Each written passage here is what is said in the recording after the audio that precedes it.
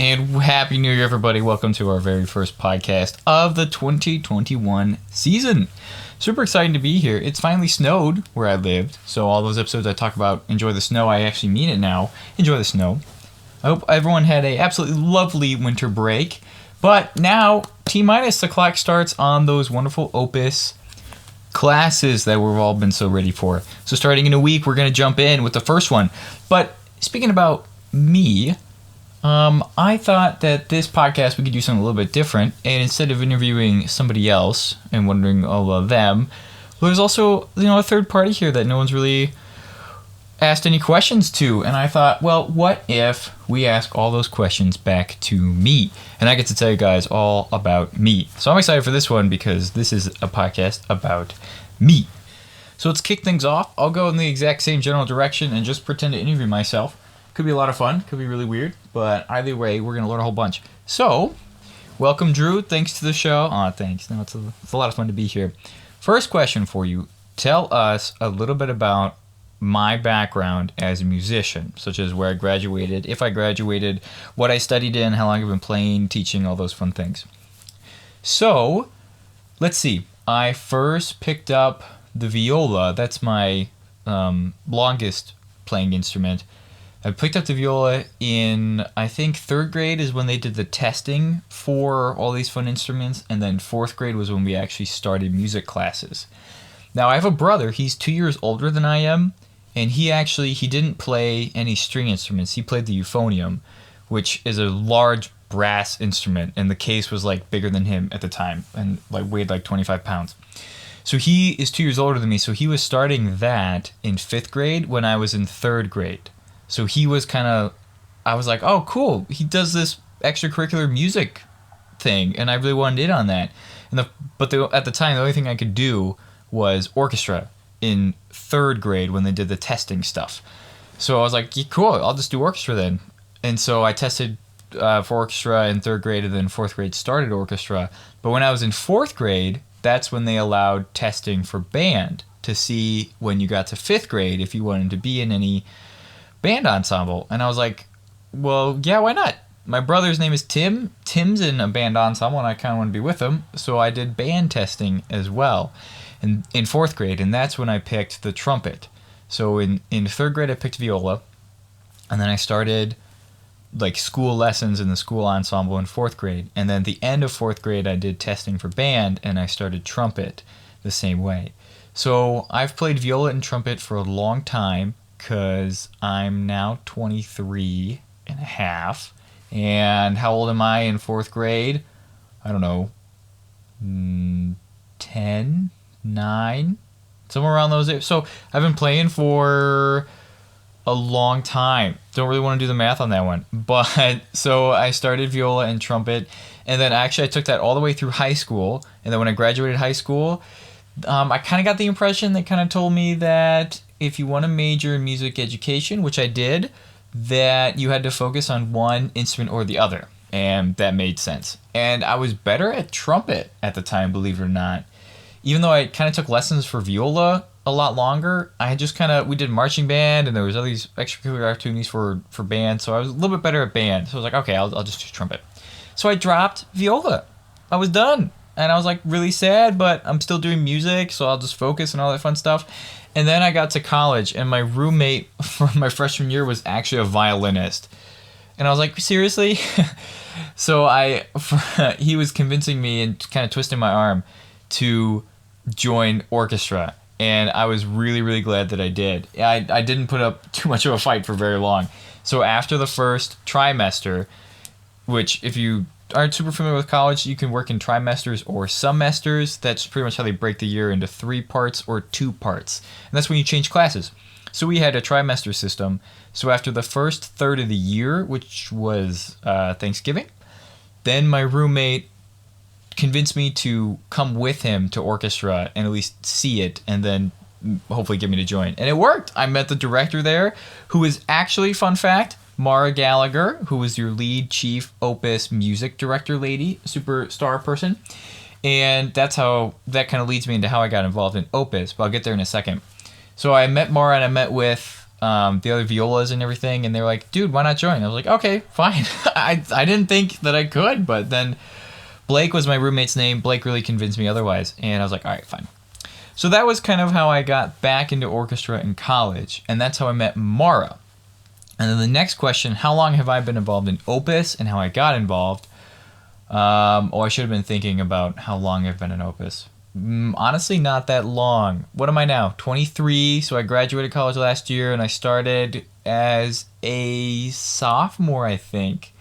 So let's see. Sophomore, summer, and then summer of junior year, summer of senior year, and then summer now. So I have been involved in Opus for 4 years, I think. I really hope I'm right and I'm not wrong because that would be terribly awkward. So this next summer, the 2021 year, that would be my 5th year with Opus. And I got involved because, like I said earlier, Mara Gallagher was my director for chamber strings, which was the ensemble in college. And she was like, hey, you should join Opus. And I was like, I don't know idea what Opus is, but she explained the whole thing. And I actually met the director, Linda, at one of our concerts. And it was super awesome. And I said, heck yeah. I mean, I was pretty free in the summers, so I thought I would give it a shot. And it was a blast. Literally, I just get to work with kids and wear a crossing guard outfit when I cross the street with them. So it was pretty much a lot of fun. And let's see. We'll talk a little bit about my teaching because I do actually have a degree in music education. So I'll give a little bit about my story with that. I student taught at Batavia High School, which was with the marching band. I was not a orchestra student teacher. I was a band student teacher. And that's kind of a mistake because if you know anything about marching band, they are a ton of work. They're a ton of fun. And if you ever see one, it's super, super awesome, especially competitive marching banders. They're amazing. But I was at Batavia High School, which was a competitive marching band for high school, and they traveled a lot. Their season started before school by about a month and a half, I think mid-July. They actually were out there rehearsing and practicing, so I had to be there with them, which was a lot of fun. But the marching band season lasted until their last performance, which I think was November. So it went from about July to November. So about 4 or 5 months there that you are putting in an extra 3 hours a day to do rehearsals, sometimes before school, sometimes after. So it really gets tiring, kind of wears you down. And after I completed the student teaching process, I realized I was kind of wanting to look and do some other things. So after I graduated, I instead started working retail at a music store, which was pretty local. I worked at PM Music in Aurora, which is kind of close to Naperville. But I stayed close and I stayed in contact and I continued doing Opus, which probably was one of the best decisions I could do. Honestly, I wish it was longer than just 1 week in the summer. And I'm really glad that we have this Opus journey that we can do for the next 6 months here. I think that is going to be so much fun. And golly, I cannot wait till I get to hear some of your guys' performances and some of your guys' compositions, because that honestly is going to be the highlight for me. I really enjoy interviewing people and asking them the questions and just hearing their life story.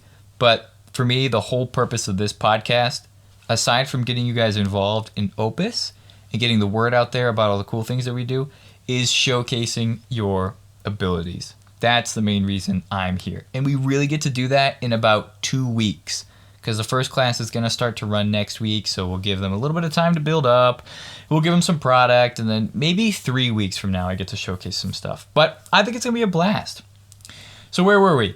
We graduated with music ed, and then I decided to do different things, so I worked at a music store, and that was awesome. I started teaching there just on the weekends and whatever time I could fill in.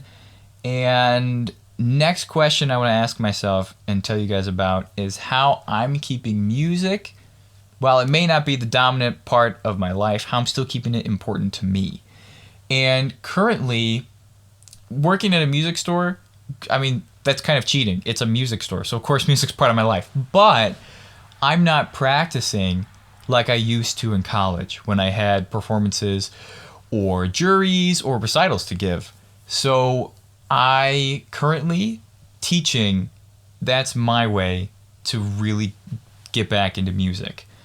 And Opus too. you find small things that really let you remind you why, in the first place, you started playing music. And teaching is awesome for me. I only get to do that twice a week, but both of those days, I'm working with students and getting them just to progress a little bit further than they did the last week. And we're always having a good time because the music they play, whether it is hard or easy, you're always learning. And it always is that constant reminder that music is just a part of your life. And we all chose it to be a part of our life for a reason. And we get to just enjoy it. So that's one of the big reasons for me. And Opus is always an amazing reminder of what people can do when they really work hard at one thing. Just picture like the first week you ever had at Opus, your first year there, and you were asked to put together an ensemble of strangers, a very hard piece in 5 days. 4, really, because the 5th day was like you were just done in performing it. So all of that work and all of that drive was really awesome to see everybody have. But so that's kind of how I still keep music in my life, even if it's not necessarily the top priority. I'm not practicing every instrument every day, which maybe I should be, and it would bring me a little bit more joy, but that's kind of where we are. So next question here, I'm going to ask myself, and I should have been thinking of this too, one great practice technique that I want to give you guys. I would probably say, we've talked earlier about how important the metronome is, and we've talked about how important purposeful practicing is. But I think if I could give you guys a tip, when I'm teaching, I often see a lot of, I guess what I would call fast playing, where you just get through the passage as quick as possible, and then you're just kind of done. And I think we've all done this at some point where we get a new piece of music, and we look at it, and we're like, oh, that's not too hard. I can play each of those notes individually. It's just putting them all together that's the real challenge. And we like to skip that part about putting them all together. We like to just play each note individually as fast as we can. And I think the really hard thing we have to do as musicians is take a step back and kind of see the whole picture and realize that we want to play each note together, not individually. So if I had to say anything, or if I had to give any sort of advice, I would really say, don't play each note by itself. Look at it as the whole picture, and we're talking like 4/16 notes. You can play them as 4/16 notes together, not as 4 individual notes, or the whole passage, or the whole page, or the whole solo, anything like that. Try to see it in the full photo. I think I've rambled on long enough to you guys. Thanks for listening. Probably was a little bit more boring than usual because it's just me talking to myself about myself. But as always, I really hope you guys take away a little bit more about how music does not have to be the number one thing in your life, but it can still be in your life. And I hope you learned something new. I don't have the most exciting life, but it's still a life. And I really want to hear some of your guys' stories. So I cannot wait for the time in about 2 or 3 weeks later in the month when we actually get to do that. So thank you, everybody. Have a wonderful new year. And I will see you all very, very soon.